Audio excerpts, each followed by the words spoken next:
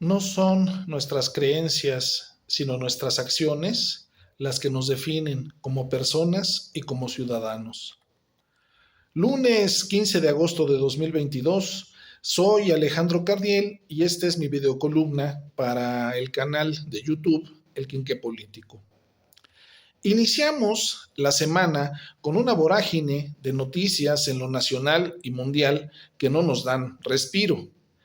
Desde la violencia sin sentido de parte de los cárteles contra la población civil, hasta los mineros atrapados en Coahuila, pasando por la no muy clara destitución de Alejandro Moreno, Alito, o el presidente visitando Nuevo León, y hasta la nueva designación de la secretaria de Educación Pública, esta promete ser una semana más llena de actividades y entusiasmo.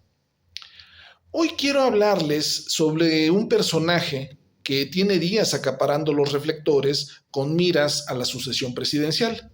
Me refiero a la actual senadora Beatriz Paredes. Mucho se había venido hablando de la falta de personajes presentables por parte de la oposición. Las cartas fuertes de parte de la entelequia denominada Va por México pasaban por personajes insignificantes como Cuadri, corruptos como Anaya, siniestros como Alfaro, o sin probabilidad alguna de ganar como Alfredo del Mazo, Colosito o el gobernator de Fosfoleón, Samuel García. La oposición, completamente desarticulada y sin proyecto, ha pretendido crear un frente sin tener, por principio de cuentas, un proyecto de nación al cual plegarse. Es, entre otras cosas, por esa falta de rumbo y de proyecto que personajes como Dante Delgado, coordinador nacional de Movimiento Ciudadano, ha pedido a Va por México que por favor ya no inviten a MC a subirse al Titanic.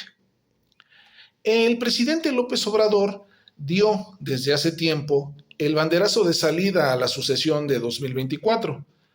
Los rostros visibles y con probabilidades reales de ganar por parte del grupo en el poder son Claudia Sheinbaum, Marcelo Ebrard y Adán Augusto López, cada cual con sus virtudes y sus debilidades.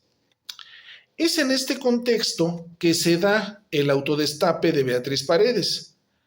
La actual senadora por el PRI cuenta con una experiencia probada en los más importantes cargos de la administración pública.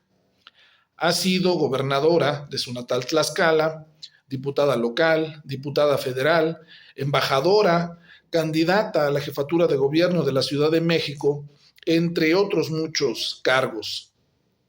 Es una oradora de gran talento y tiene fama de ser buena negociadora y de ser respetada por todas las fuerzas políticas.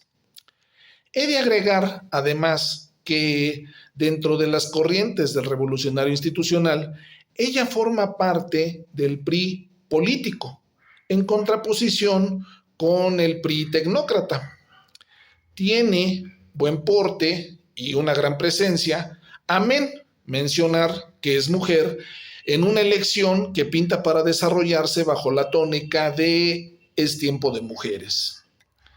Beatriz Paredes es una carta que el PRI debería de considerar seriamente. Tiene razón ella al manifestar que su presencia en la contienda elevaría el nivel del debate público. Sin embargo, esta videocolumna no tiene la intención de ser un panegírico, sino por el contrario, tiene la intención de llamar la atención de los despistados o quienes puedan sentirse atraídos por un perfil de buen discurso. Si bien Paredes tiene una imagen pública más o menos limpia, no debemos de olvidar que representa a lo más rancio del revolucionario institucional. Sin escándalos visibles o conocidos de corrupción, la autodestapada precandidata presidencial dejó hacer y dejó pasar los más graves actos de lesa patria, como el Pacto por México, que le dio vida a lo que hoy conocemos como PRIAN-RD y a toda una serie de privatizaciones que no han podido aún ser revertidas. De la misma manera, durante toda su carrera política, siempre ligada al revolucionario institucional, nunca se ha pronunciado en contra de los sucesivos gobiernos emanados de su partido o los emanados de Acción Nacional, caracterizados ambos por la corrupción, la opacidad, la creciente pobreza de la población, la violencia exacerbada, la represión, la impunidad y el enriquecimiento al cobijo del poder. Cómplice silenciosa, cuando no artífice de los grandes fraudes electorales, la precandidata se ha acomodado siempre al poder en turno. Con ella parece aplicar a la perfección aquel famoso aforismo de Groucho Marx que decía: estos son mis principios, si no le gustan, tengo otros. Es gracias a su eterna indefinición de principios que puede negociar con todos los actores políticos, salgan estos de donde salgan. Y es gracias a su gran capacidad de oratoria que puede salir siempre bien parada ante cualquier cuestionamiento. Hay que tener siempre a la vista lo que ella representa y los intereses a los que sirve o en su caso podría servir. Es evidente que no serán a los intereses de los más desfavorecidos. También es evidente que en caso de verse favorecida con el voto popular, haría de su gabinete una reedición de lo peor de los sexenios anteriores.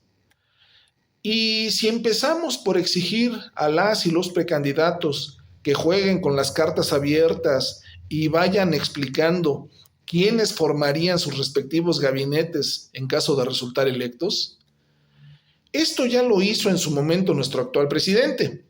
Si bien ha habido ajustes sobre la marcha, a muchos nos ayudó a definir nuestro voto el saber en quiénes se apoyaría para el ejercicio del poder. Hay que ser muy cuidadosos y no dejarse llevar por el canto de las sirenas. Beatriz Paredes sería sin duda una gran candidata y podría canalizar a su proyecto a muchas personas indecisas o descontentas o despistadas con los precandidatos que hoy por hoy se encuentran en la oposición. Estamos aún lejos de las elecciones del 24, pero no debemos de bajar la guardia. Beatriz Paredes no puede ofrecer nada distinto a lo que ya padecimos durante los sucesivos gobiernos del PRI y su alternancia con el PAN. Tenemos nosotros, todos los ciudadanos, que ser muy cuidadosos. Muchas gracias por su atención.